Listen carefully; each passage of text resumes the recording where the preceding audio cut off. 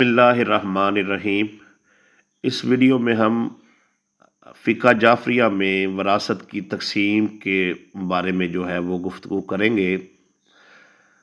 فقہ جعفریہ میں وراثت کی تقسیم اس کو 3 طبقات میں تقسیم کیا گیا ہے۔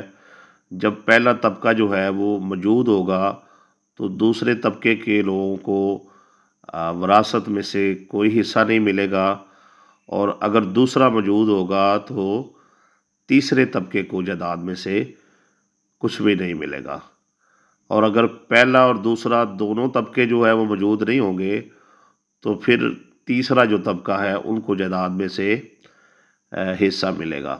تو پہلے طبقے میں ماں، باپ، اولاد اور اولاد کی اولاد وہ شامل ہیں، جیسے پوتے اور پوتیاں، نواسے اور نواسیاں۔ مطلب جس طریقے سے بیٹے کی اولاد وہ شرعی وارثان ہے، ایسے ہی بیٹی کی اولاد بھی وہ شرعی وارثان پہلے ہی طبقے میں قرار دیے گئے ہیں۔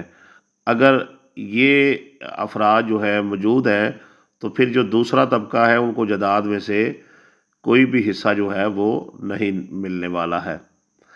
اچھا، اب پوتے اور نواسے یہ کون ہوتے ہیں؟ یعنی پوتا وہ جو بیٹے کا بیٹا ہے اسے پوتا کہتے ہیں، اور پوتیاں وہ بیٹے کی جو بیٹیاں ہیں وہ کہلائیں گی، اور اسی طریقے سے نواسے اور نواسیاں فوت ہونے والے شخص کی بیٹی کی جو اولاد ہے، اگر بیٹے ہیں تو نواسا کہلائے گا، اگر بیٹیاں ہیں تو وہ نواسیاں کہلائیں گی۔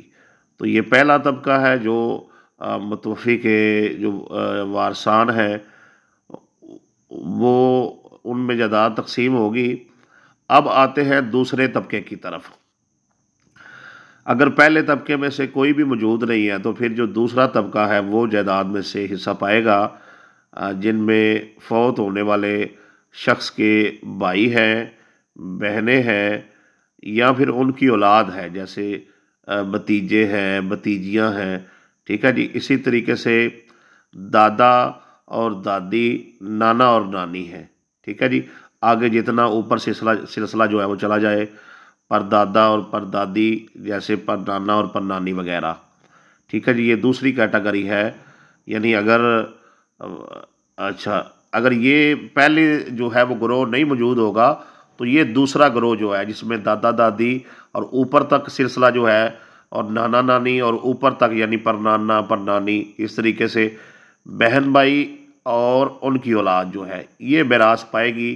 اور اگر وہ پہلی کیٹیگری جن میں والدین اور بچے ہیں وہ نہیں ہیں، اور دوسری کیٹیگری پہلی کیٹیگری والدین، بچے اور بچوں کی اولاد، اگر وہ نہیں ہے تو پھر یہ دوسری کیٹیگری جن میں بتا دیا گیا ہے کہ فوت ہونے والے شخص کے بہن بھائی اور ان کی اولادیں، دادا دادی اور نانا نانی اور اوپر تک جو سلسلہ ہے یہ وارث ہوں گے۔ اگر یہ بھی مثال کے طور پہ موجود نہیں ہے، ٹھیک ہے جی، تو پھر تیسرا طبقہ وہ جائیداد میں سے حصہ پائے گا، جن میں چاچا ہے، ماموں ہے، پھوپھیاں اور خالائیں ہیں۔ یعنی چاچا اور پھوپھی آ گئی، ماموں اور خالہ آ گئی۔ ٹھیک ہے جی، تو یہ تیسرا طبقہ ہے جو جائیداد میں سے حصہ وہ پائے گا۔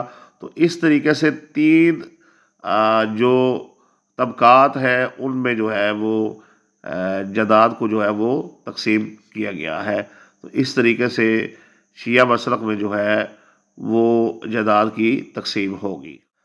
اچھا جی، اس سے آگے چلتے ہیں اب کہ اگر فوت ہونے والا شخص اس کے یہ شیعہ مسلک کی بات کر رہے ہیں، فقہ جعفریہ کی بات کر رہے ہیں، فوت ہونے والا شخص اس کی جو پہلا طبقات ہے، پہلے گروہ جو اس کے شرعی وارثان ہیں وہ بھی موجود نہیں ہیں، دوسرا بھی موجود نہیں ہے، تیسرا گروہ بھی موجود نہیں ہے، تو اب اس کی جائیداد وہ کس طریقے سے تقسیم ہوگی؟ تو ایسی صورت میں فوت ہونے والے شخص کے ماں باپ کے چچا، ماموں، اور فوت ہونے والے شخص کے ماں باپ کی پھوپھیاں اور جو خالائیں ہیں ان کو وہ میراث جو ہے وہ ملے گی۔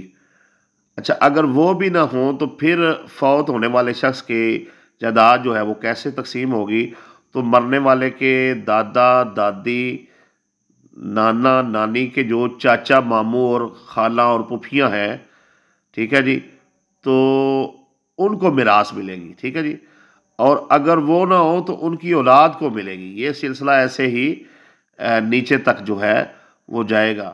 اچھا جی، سوال یہ ہے کہ اگر میت کے ماں باپ دونوں زندہ ہوں اور میت کی ایک بیٹی ہو اور کوئی بھائی نہ ہو تو جائیداد کی تقسیم جو ہے وہ کس طریقے سے ہوگی؟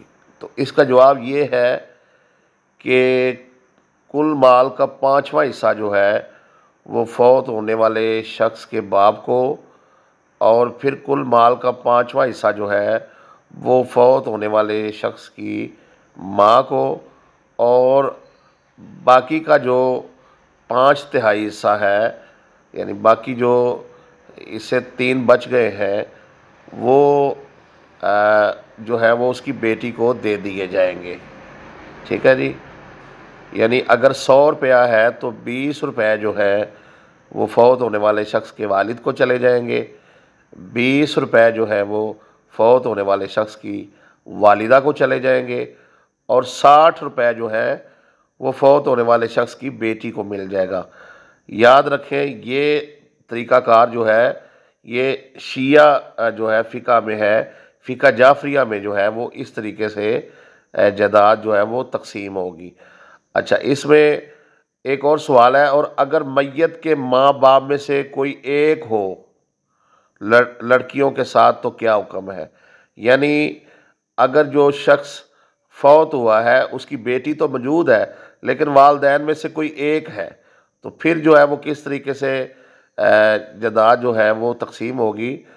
تو کل مال کا جو 6واں حصہ ہے وہ باپ کو یا ماں کو جو ہے وہ دیا جائے گا، اور باقی کی جو جائیداد ہے وہ برابر جو ہے وہ بیٹیوں میں تقسیم جو ہے وہ کر دی جائے گی، ٹھیک ہے جی۔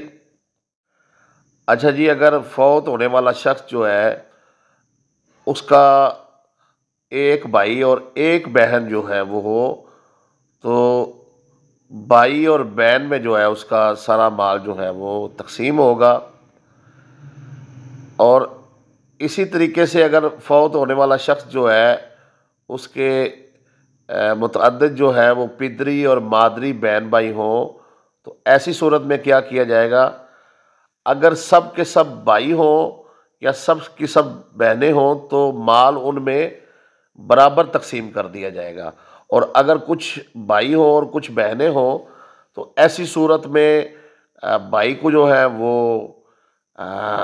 2 حصے ملیں گے اور بہن کو جو ہے وہ 1 حصہ ملے گا۔ تو اس طریقے سے جائیداد جو ہے وہ تقسیم ہوگی۔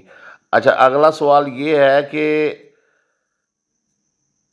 چچا اور جو پھوپھی ہیں وہ تیسرے طبقے میں چونکہ آتے ہیں، تو ایسے اب فرض کر لیں، سوال ہے کہ متوفی کا کوئی نہیں ہے سوائے ایک چچا کے اور پھوپھی کے، تو پھر کیا جائیداد کی تقسیم کا حکم ہے؟ تو جواب یہ ہے کہ فوت ہونے والے شخص کا سارا مال جو ہے وہ چچا اور پھوپھی میں تقسیم کیا جائے گا، ٹھیک ہے جی۔ تو ان میں تقسیم کس طریقے سے ہوگا؟ تو ان میں برابر تقسیم کر دیا جائے گا، ٹھیک ہے جی۔ مطلب چچا اور پھوپھی میں برابر جو ہے وہ تقسیم کر دیا جائے گا۔ اچھا، اب یہ سوال ہے کہ جب میت کے ایک چچا اور ایک پھوپھی یا اس سے زیادہ ہوں تو اس کے ساتھ ایک ماموں یا ایک خالہ یا اس سے زیادہ ہوں تو پھر کس طریقے سے مال تقسیم ہوگا؟ تو اس کا جواب یہ ہے کہ مال کے 3 حصے کیے جائیں گے، 2 حصے چچا اور پھوپھی اور 1 حصہ ماموں اور خالہ کو دیا جائے گا، ٹھیک ہے جی۔